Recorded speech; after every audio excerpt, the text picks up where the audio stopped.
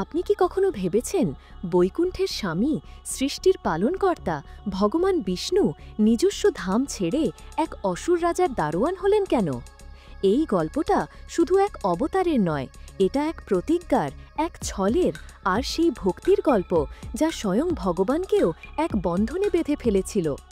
এই গল্পের শুরু হয় সেই রহস্য থেকে, যখন মা লক্ষ্মী নিজের স্বামীকে বৈকুণ্ঠে খুঁজে পাননি।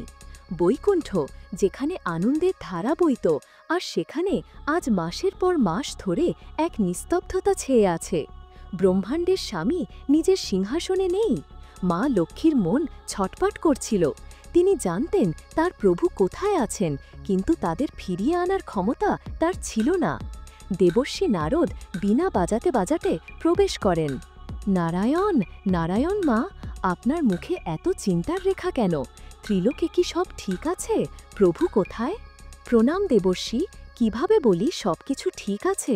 যার উপস্থিতিতেই সবকিছু শুভ হয়, তিনিই তো এখানে নেই। আমার স্বামী, আমার নারায়ণ পাতাললোকেতে আছেন। পাতাললোকে? কিন্তু কেন মা? সেখানে তো অসুর সম্রাট বলির শাসন। প্রভু সেখানে কি করছেন?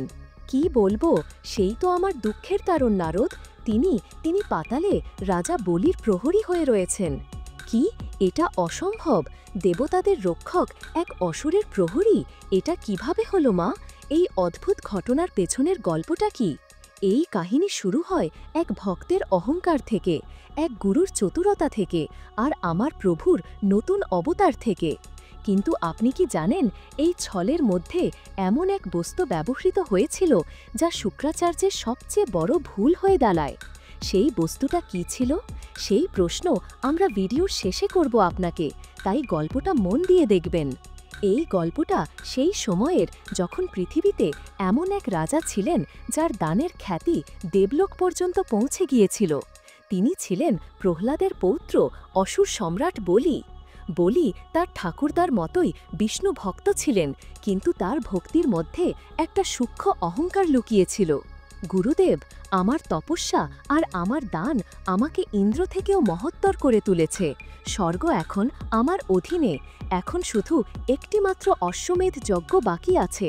ওটা সম্পূর্ণ হলেই আমি ত্রিলোকের স্থায়ী স্বামী হয়ে যাব।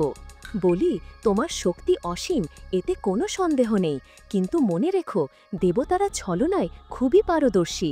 আর তোমার ঠাকুরদাকে স্বয়ং নারায়ণ এমন বর দিয়েছিলেন, তিনি তোমার বংশের বিনাশ করবেন না, কিন্তু ছল করে তোমাকে থামাতে পারেন। আমার মনে হচ্ছে কিছু অশুভ ঘটতে চলেছে। আপনি অযথাই চিন্তা করছেন গুরুদেব। যদি স্বয়ং নারায়ণও আমার সামনে ভিক্ষুক হয়ে আসেন, তবুও আমি তাকে খালি হাতে ফিরিয়ে দেব না। আমার প্রতিজ্ঞায় আমার ধর্ম। যজ্ঞের প্রস্তুতি শুরু করুন।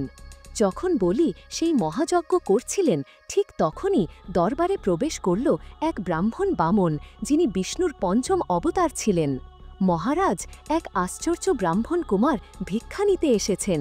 তার দীপ্তি দেখে মনে হচ্ছে যেন স্বয়ং সূর্যই মর্তে অবতীর্ণ হয়েছেন।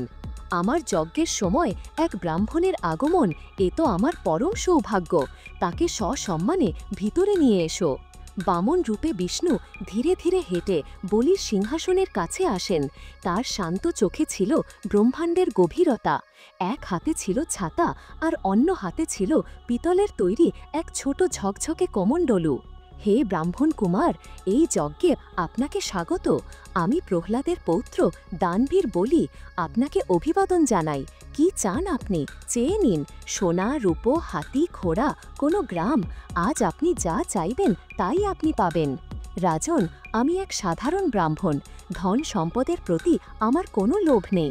আমার তো শুধু আমার সাধনার জন্য 3 পা জমি চাই, যা আমি আমার এই ছোট ছোট পায়ে মেপে নিতে পারি। 3 পা জমি, তাও এই ছোট্ট ছোট্ট পা দিয়ে? হে বালক, তুমি তো আমার দানের উপহাস করছো। আমি তো তোমাকে গোটা পৃথিবী দান করতে পারি। এমন কিছু চাও যা রাজা বলির মর্যাদার উপযুক্ত হয়। রাজন, সন্তুষ্টিতেই আসল সুখ লুকিয়ে আছে। অতিরিক্তের লালসা তো কোনোদিন শেষ হয় না। আমার শুধু 3 পা জমি চাই। এখন আপনার দেওয়া প্রতিজ্ঞা থেকে সরে যাবেন না যেন। বলি, থামো, আমার কথা বিশ্বাস করো, ও কোনো সাধারণ বালক নয়, ও স্বয়ং বিষ্ণু, ছল করতে এসেছে, ও তোমার সব কিছু কেড়ে নেবে, তাকে কিছু দান করার প্রতিজ্ঞা করো না। গুরুদেব, যদি উনি স্বয়ং ভগবান বিষ্ণু হন, তাহলে এ তো আমার জীবনের সবচেয়ে বড় সৌভাগ্য যে আজ ভগবান আমার কাছে ভিক্ষা চাইতে এসেছেন, আর প্রতিজ্ঞা করে পিছু হটা এটা বলির ধর্ম নয়। যখন বলির সংকল্প নেওয়ার সময় এলো, তখন শুক্রাচার্য ভাবলেন, আরে, এই বলি তো প্রতিজ্ঞা করেই ফেলবে, এখন তো সব শেষ হয়ে যাবে, ওকে থামাতেই হবে। হ্যাঁ, আমি এই জলপাত্রের মধ্যে লুকিয়ে পড়ি, যদি জলই না বেরোয় তবে ওর সংকল্প পূর্ণ হবে না, আমাকেই ওকে থামাতে হবে। যেই মাত্র বলি সংকল্প নেওয়ার জন্য জলপাত্র তুললেন, শুক্রাচার্য নিজের মায়া দিয়ে সূক্ষ্ম রূপ ধারণ করে জলপাত্রের নলের ভিতরে গিয়ে বসে পড়লেন, যাতে জল বাইরে বেরোতে না পারে। আরে, জল বেরোচ্ছে না কেন? বামন সবকিছু বুঝতে পারছিলেন। তখনই তিনি হেসে উঠলেন, আর শুকনো ধারালো কুশ ঘাসের একটা তৃণ তুলে নিয়ে হেসে হেসে সেটি জলপাত্রের নলিতে ঢুকিয়ে দিলেন। কুশ ঘাসের ধারালো মুখ সোজা গিয়ে শুক্রাচার্যের এক চোখে বিঁধে তিনি যন্ত্রণায় কাতরাতে কাতরাতে বাইরে বেরিয়ে এলেন। তার একটি চোখ চিরতরে নষ্ট হয়ে গেল। এরপর বলি নিজের সংকল্প সম্পূর্ণ করলেন, আর যেই মাত্র সেই শব্দ তার মুখ থেকে বেরোলো, ইতিহাস এক নতুন মোড় নিল। সেই ছোট্ট ব্রাহ্মণ বালকের দেহ এখন গোটা ব্রহ্মাণ্ড জুড়ে ছড়িয়ে পড়ছিল। তিনি আর শুধুমাত্র বামন নন, এখন তিনি ত্রিবিক্রম। তিনি প্রথম পদক্ষেপ নিলেন, আর এক পায়েই পুরো ভূলোক মেপে ফেললেন। তিনি দ্বিতীয় পদক্ষেপ নিলেন, আর দ্বিতীয় পায়ে তিনি পুরো দেবলোক থেকে ব্রহ্মলোক পর্যন্ত মেপে ফেললেন।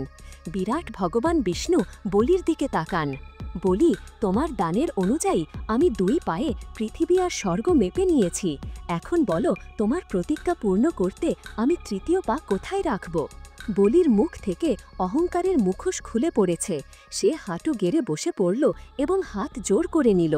প্রভু, আপনি আমার কাছ থেকে আমার রাজ্য কেড়ে নিয়েছেন, স্বর্গ কেড়ে নিয়েছেন, কিন্তু আপনি আমার ভক্তিকে কেড়ে নিতে পারবেন না। প্রভু, আমার এই দেহ নশ্বর, যদি কিছু থেকে থাকে তবে সেটা আমার অহংকার। প্রভু, তৃতীয় পা রাখুন আমার এই অহংকারে ভরা মস্তকে, আর আমায় মুক্ত করে দিন। নারায়ণের ভক্তি তখনই পূর্ণ হয় যখন তাতে প্রেম থাকে আর থাকে স্মরণ। যদি এই কাহিনীটি আপনার মনে ভক্তির এক টুকরো আলো জ্বালিয়ে দিয়ে থাকে, তাহলে ভিডিওটি অবশ্যই লাইক করুন, আর কমেন্টে শুধু নারায়ণ নারায়ণও নয়, একটি ছোট্ট বার্তাও রেখে যান। হয়তো সেই বার্তাটি নারায়ণের চরণ পর্যন্ত পৌঁছে যাবে। প্রভু, আপনি আমায় সব কিছু দিয়েছেন, লোক, যশ আর কৃপা, কিন্তু এখন আমি আপনাকে কেমন করে দর্শন করব? আমি চাই যেন প্রতিদিন আমি আপনার দর্শন পেতে পারি। অনুগ্রহ করে আমাকে এই এক আশীর্বাদ থেকে বঞ্চিত করবেন না হে। হে বলি, তোমার এই প্রার্থনাও আমি স্বীকার করছি। আমি স্বয়ং সুতল লোকে বসবাস করব তোমার প্রহরী হয়ে, যাতে তুমি প্রতিদিন আমার দর্শন পেতে পারো। আর এইভাবেই এক ভক্তের প্রতিজ্ঞায় স্বয়ং ভগবানও বাঁধা পড়ে গেলেন। দেবর্ষি, তাহলে কি আমার স্বামীকে ফিরিয়ে আনার আর কোনো পথ নেই? তাকে কি চিরদিনের জন্য এক প্রহরী হয়েই থাকতে হবে? পথ আছে মা, প্রতিটি বন্ধন কাটার একটিতে করে সূত্র থাকে, কিন্তু তার জন্য আপনাকে সেই রাজার কাছে যেতে হবে যিনি আপনার স্বামীকে বন্দী করে রেখেছেন, তবে এক দেবীর হিসাবে নয়, বরং একজন বোনের রূপে। মা লক্ষ্মীর চোখে এক নতুন আশার আলো জ্বলে উঠল। তিনি এক সাধারণ নারীর বেশ ধরলেন আর রওনা দিলেন তার স্বামীকে ফিরে পাওয়ার উদ্দেশ্যে। দেবী, আপনি কে, আর এভাবে কান্নাকাটি করছেন কেন? রাজন, আমি খুবই দুর্ভাগ্যিনী। আজ রাখির পবিত্র দিন, কিন্তু আমার এমন কোনো ভাই নেই যার হাতে আমি এই রাখি বাঁধতে পারি। বোন, আজ থেকে আমায় তোমার ভাই ভাবো, দাও আমার হাতে এই রাখির সুতো বেঁধে দাও। এরপর মা লক্ষ্মী রেশমের সুতোয় তৈরি এক সুন্দর রাখি রাজা বলির হাতে বেঁধে দিলেন।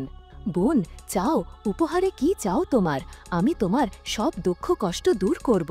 দাদা, আমায় আমার স্বামীকে ফিরিয়ে দিন।